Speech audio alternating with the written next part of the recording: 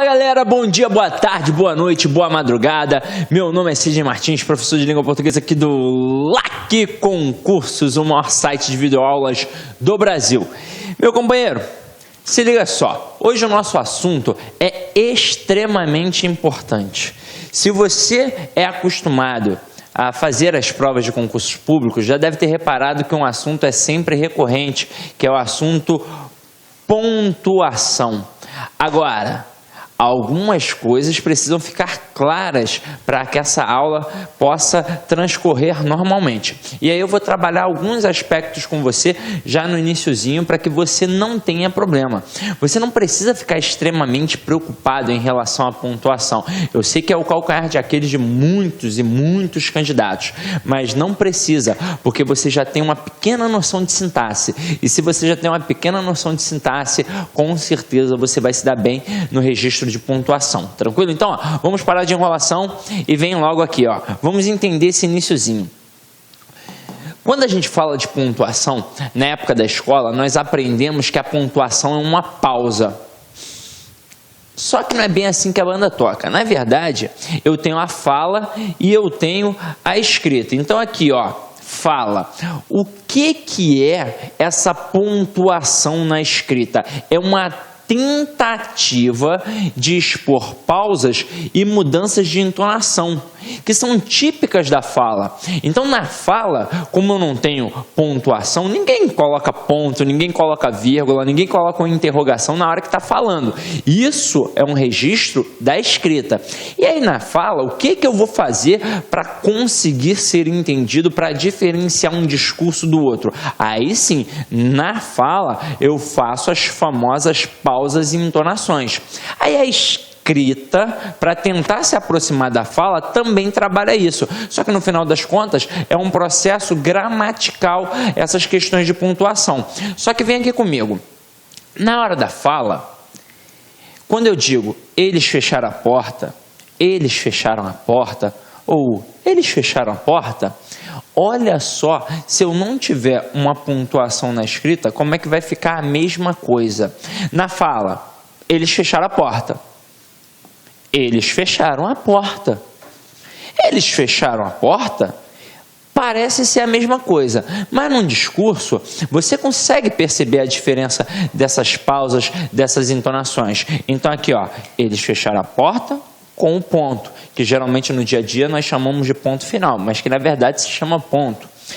Eles fecharam a porta com ponto de exclamação. E uma indagação aqui, ó, eles fecharam a porta? Então aqui, ó, um ponto de interrogação. Só que na fala eu vou trabalhar desse jeito.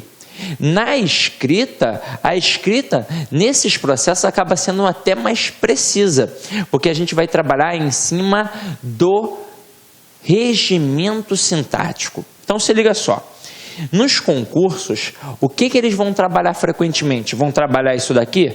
Não, isso daqui ninguém vai trabalhar num concurso público. Se o camarada na hora que está falando vai colocar um ponto de exclamação, um ponto de interrogação com sentenças similares. Isso não vai acontecer. Eles vão trabalhar em cima de vírgula, ponto e vírgula, dois pontos, travessões e parênteses. E por que eu deixei a vírgula aqui vermelhinha? Para destacar, para chamar a atenção. Porque no final das contas, em 90% dos casos de questões de pontuação nas provas de concursos públicos, quem realmente é cobrada é a vírgula. Então, meu companheiro, se você não quer perder tempo, por exemplo, eu quero me programar para estudar em casa, que é extremamente importante. Você precisa de um tempo em casa estudando. E não é só assistindo a videoaula, não. É um tempo sozinho, um tempo com você mesmo. Organizado ali, que seja meia horinha, uma horinha, 2 horinhas. Tem gente que fala que estuda 12 horas por dia. Beleza. Mas melhor do que estudar 12 horas por dia é estudar com qualidade. De repente o camarada está lá, ó, 12 horas ali destinado ao estudo. Mas ele não consegue estudar 12 horas com afinco. Então melhor que estude 1 ou 2 horas com afinco. Agora, se você não fizer isso em casa, você não vai conseguir passar bem num concurso público. Agora, Se você já faz isso, se liga só, para não perder tempo e estudar todos os sinais de pontuação, pelo menos um camarada você tem que estudar com afinco, que é a vírgula. Então estude bem a vírgula e agora nós vamos entender como é que esse sinal aí de pontuação tão importante funciona nas provas e na vida. Se liga aqui, ó. Deixa eu apagar aqui para não te atrapalhar. Com certeza você vai lembrar da aulinha de predicação que nós trabalhamos e de algumas outras aulas que eu mencionei o sistema SVC, que é sujeito, verbo e complemento, ou seja, a ordem direta da nossa língua portuguesa. Na verdade, é o sistema linguístico da nossa língua portuguesa, em que eu tenho um sujeito, verbo e complemento.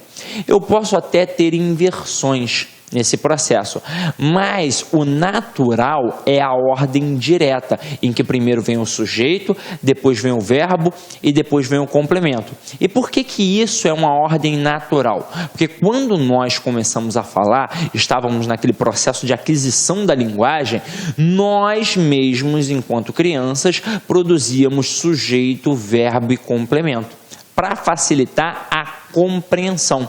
Tanto é que isso é importante na aula de redação. Se você está produzindo um texto, todo professor de redação fala para você produzir o seu período em ordem direta. Significa que está errado produzir um período em ordem indireta? Não, não está errado. Agora, com certeza vai dificultar a compreensão da pessoa que está lendo. E se num concurso público o avaliador da redação está corrigindo 500, 1.000, 2.000, 3.000 redações e ele tem uma dificuldade de compreensão, é óbvio que ele não vai parar e vai ficar olhando de novo, lendo e relendo para poder compreender. Ele vai assinalar lá um erro de coesão e coerência e você estará ferrado. Então, o que você precisa? Produzir na ordem direta, sujeito, verbo e complementos. Então, se liga só, essa vírgula, normalmente ela é utilizada para quê? Para marcar essas rupturas desse sistema de ordem direta, do sujeito, do verbo e do complemento. Então se liga aqui, ó. Não há vírgula, exceto para marcar elementos intercalados. Como assim, Sidney? Eu tenho aqui, ó, o sujeito, o verbo e o complemento. Nosso famoso sistema SVC. Isso significa que eu não posso ter uma vírgula entre o sujeito e o verbo e nem posso ter uma vírgula entre o verbo e o seu complemento. Agora, se liga só no que eu vou te falar. Quando eu pego essa estrutura aqui, eu posso ter elementos no meio dela. Como assim, Sidney? Eu posso ter um termo que fique entre o sujeito e o verbo. Eu posso ter um termo que fique entre o verbo e o complemento. Só que para isso, eu preciso intercalar o termo. Ó. Como assim, Sidney? Vamos lá. Coloquei um camarada aqui, ó, entre o sujeito e o verbo, ou um camarada aqui, entre o verbo e o complemento. Para que ele não interfira nessa conexão, que é a conexão da nossa língua portuguesa, eu vou intercalar o camarada com o quê? Com duas vírgulas. Geralmente, as bancas fazem o quê? Elas colocam um termo intercalado e só colocam uma vírgula para testar a sua atenção. Se o camarada está de forma intercalada, ele precisa estar isolado entre duas vírgulas. Então aqui, ó, se eu tenho um cara aqui e eu isolo entre duas vírgulas, ele não consegue encostar no sujeito e ele não consegue encostar no verbo. Então não vou interferir na conexão que há entre o sujeito e o verbo. Se eu coloco um cara entre o verbo e o seu complemento e eu isolo entre vírgulas, este termo não encosta no verbo, assim como também não encosta no complemento. Então também não vou interferir na conexão entre o verbo e o seu complemento. Ou seja, muito cuidado com vírgula unitária. Fique atento. Apareceu uma vírgulazinha que está unitária, observa se está separando o sujeito do verbo ou o verbo do complemento, porque isso não pode acontecer. Tranquilo, meu companheiro? Eu não posso colocar uma vírgula entre o sujeito e o verbo e entre o verbo e o complemento. Espero que isso fique bem maciço. Olá, meus amigos! E aí, gostou da aula do professor?